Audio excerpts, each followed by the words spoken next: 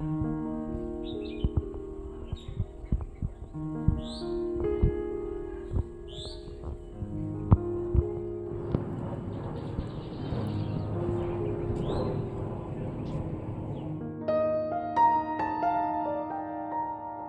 Morning বন্ধুরা, welcome back to my channel. আমি তিন্নি তোমাদের সঙ্গে আর একটা নতুন ব্লগ শেয়ার করতে চলে এসেছি। আশা করি তোমরা যে যেখানে আছো সবাই খুব ভালো আছো আর খুব সুস্থ আছো।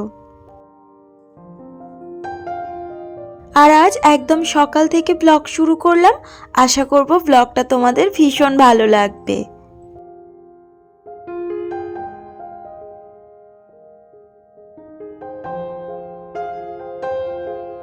আর সবাইকে জানাই শুভ মকর সংক্রান্তি।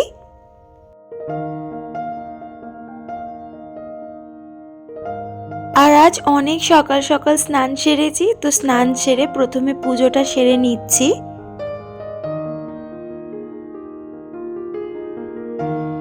আর আজ যেহেতু মকর সংক্রান্তি, সেই জন্য ঠাকুরদের খুব সুন্দর করে সাজিয়েও দিয়েছি।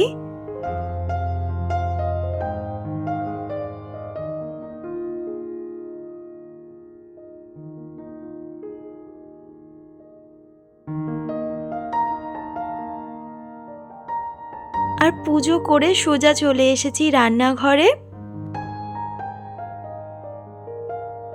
আর আজকের দিনে স্নান না সেরে রান্নাঘরে ঢুকতে নেই, তো সেই জন্য আজকে একদম সকাল সকাল স্নানটা সেরে নিয়েছি। তবে স্নান সেরে একদিকে উপকারী হয়েছে, নালে প্রত্যেক দিন অনেক বেলা হয়ে যায় স্নান সারতে।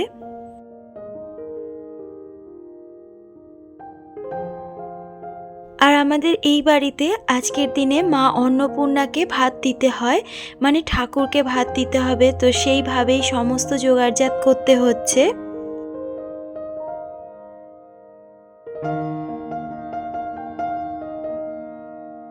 তবে ঠাকুরকে খেতে দেবো বলে যে ঠাকুরের সমস্ত বাসনপত্রে রান্না, সেটা কিন্তু নয়। আমরা যে বাসনপত্রে রান্না করি সেই সমস্ত বাসনপত্রেই কিন্তু রান্না করতে হয় আজকের দিনে।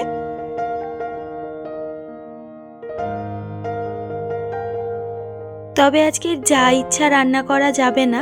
যে সমস্ত রান্নাগুলো আমাদের পূর্বপুরুষ ধরে আজকের দিনে হয়ে আসছে, সেই রান্নাগুলোই কিন্তু আমাদের করতে হয়। লাউ পালংয়ের তরকারি করতে হয়, তো সেই জন্য লাউ শাক আর পালং শাক দিয়ে একটা তরকারি করে নিচ্ছি। আর যে আজকে হাঁড়িটা নামাচ্ছি, এই হাঁড়ির প্রথমের ভাতটাই কিন্তু মা অন্নপূর্ণাকে দেব।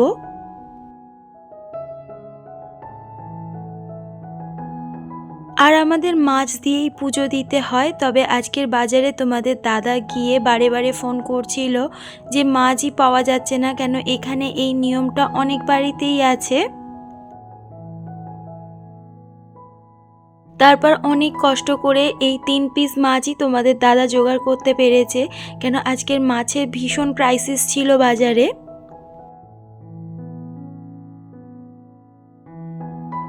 আর আদা জিরে বাটা দিয়ে মাছের ঝাল করছি। তবে মাছ খেলেও পেঁয়াজ রসুন কিন্তু একদম চলে না আজকের দিনে, সেজন্য আজকের কোনো পেঁয়াজ রসুনের তরকারি করব না।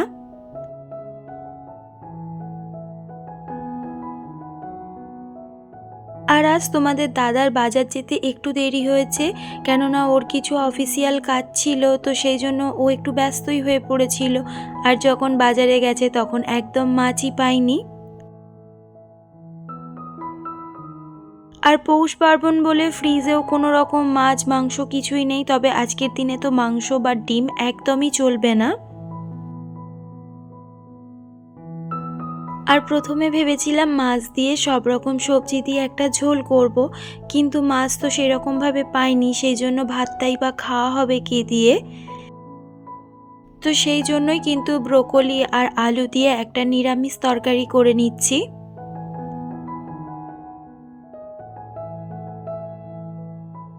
আর আজ সকালের বাসি কাজকর্মগুলো সেরেই স্নানে গেছিলাম। আর ভাগ্যিস আজকে রবিবার, তাই কোনো সমস্যা হচ্ছে না, না হলে ভীষণ প্রবলেমে পড়তে হতো আমাকে। আর তোমাদের দাদা তো আজ অফিস বেরোবে না, তো আজকে রান্নার একটু লেট হলে কোনো অসুবিধা নেই, বরং গরম গরম খাবারটা আমরা খেতে পাবো।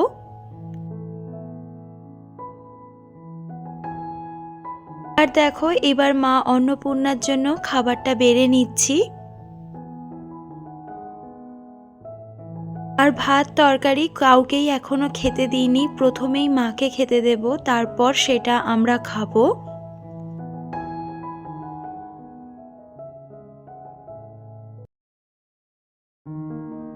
তবে এক এক জায়গায় এক এক রকম নিয়ম, আমার কিন্তু ও বাড়িতে এই রকম কোনো নিয়ম নেই। তবে আমার ভীষণ ভালো লাগছে যে আমি নিজে হাতে মা অন্নপূর্ণার জন্য রান্না করতে পারলাম। আর খাবার দেওয়ার আগে কিন্তু জায়গাটা ভালো করে পরিষ্কার করে নিয়েছি আর একটা সাইড করেই মাকে খেতে দিয়েছি। এবার রান্নাঘরের বাদবাকি কাজগুলোও সেরে নেব। আর আজকের দিনে কিন্তু রান্নাঘরকে খুব ভালোভাবে পরিষ্কার করে রাখতে হয়। তবে আমি যথাসম্ভব চেষ্টা করি রান্নাঘরকে খুব ভালোভাবে পরিষ্কার রাখতে, কেননা আমার মা সবসময় বলে যে রান্নাঘরে মা অন্নপূর্ণা বিরাজ করে, কখনোই নোংরা রাখবি না, আর নোংরা রাখলে মা অন্নপূর্ণা সেই রান্নাঘরে থাকে না।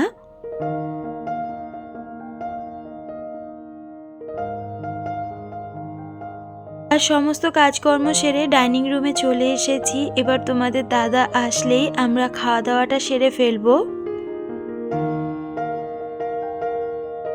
আর জামাটাও চেঞ্জ করলাম, তার কারণ খাওয়া জামা কাপড় পরে পিঠে বানানো যাবে না, সেই জন্য কুর্তিটা ছেড়ে নাইটিটা পরে নিলাম।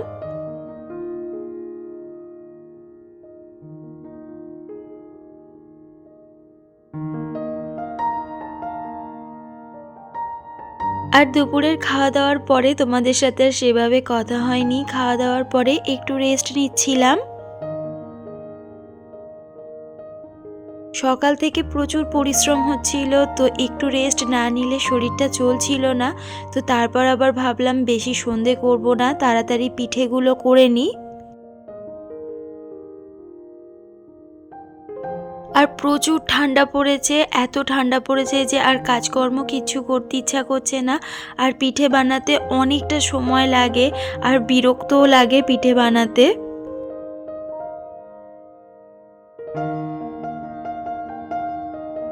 আর ভাত খাওয়া জামাটা চেঞ্জ করে নিয়েছি, আর এভাবে বারে বারে জামা চেঞ্জ করতে এত বিরক্ত লাগছে এই ঠান্ডার মধ্যে, তোমাদেরকে কি বলবো। আর আজ যে পিঠে করব এই সমস্ত পিঠেই কিন্তু মা অন্নপূর্ণাকে দেব।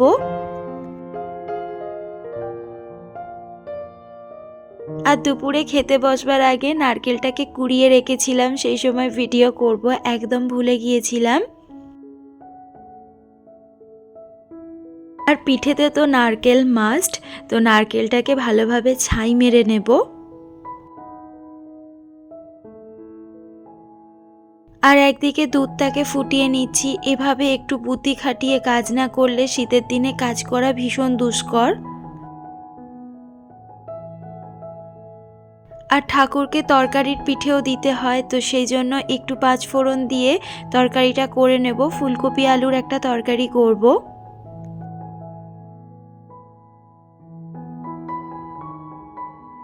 তবে তোমাদের দাদা কিন্তু পিঠে খেতে একদম পছন্দ করে না, আর আমিও কিন্তু পিঠে খেতে খুব একটা পছন্দ করি না। আর নিজে হাতে পিঠে করে খেতে আরও বিরক্ত লাগে। তবে কেউ যদি একটু পিঠে করে বাড়িতে পাঠিয়ে দেয় তাহলে কিন্তু খেতে মন্দ লাগে না।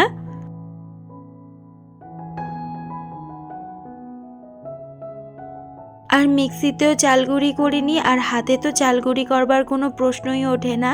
আমি এরকম গণেশের প্যাকেট চালগুড়ি কিনে নিয়েছি, আশা করছি এই চালগুড়িটা ভালোই হবে।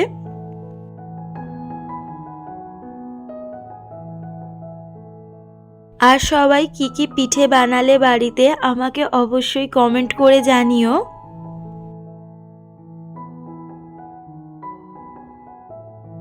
তবে একা হাতে পিঠে করতে ভীষণই কষ্ট হয়। পিঠে করবার সময় অন্তত 2 থেকে 3টে লোক থাকলে তবে কিন্তু পিঠে করতে বেশি মজা লাগে। আর আমার কোমরে এত যন্ত্রণা করছে, সেই জন্য একটা চেয়ার নিয়ে চলে এসেছি। চেয়ারে বসে বসেই পিঠেগুলোকে সমস্ত ভরেছি। আর আজ দুধ পুলি করছি, তো দুধটাকে তো প্রথমেই জাল দিয়ে রেখেছিলাম। এবার যে পুলিগুলো করে রেখেছি সেই পুলিগুলো এর মধ্যে দিয়ে দিলাম। আর দুধটা সেন্ট হওয়ার জন্য একটু এলাচ দিয়ে দিয়েছি। আর এই সময় কিন্তু চিনিটা দেব না, এরম সময় চিনি দিলে আর পুলিগুলো সেদ্ধই হবে না। আর যতক্ষণে দুধ পুলিটা সেদ্ধ হচ্ছে তার মধ্যেই আমি তরকারির পিঠেগুলোও ভরে নিচ্ছি। আর দুধ পুলিটা কিন্তু মাঝে মাঝে আমি নাড়াচ্ছিলাম, নালে তো নিচে লেগে যাবে। আর পুলিগুলো সেদ্ধ হতে চিনি আর একটু গুড় দিয়ে দিলাম।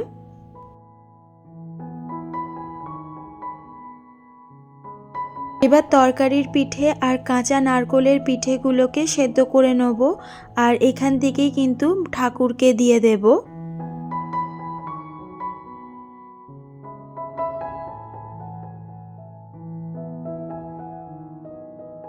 আর পিঠে কিন্তু আমার হয়ে গেছে। আর তরকারির পিঠেগুলো কিন্তু খুব সুন্দর খেতে হয়েছে।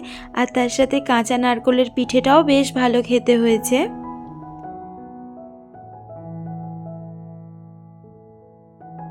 আর এই দেখো আমার দুধ পুলিও একদম রেডি হয়ে গেছে।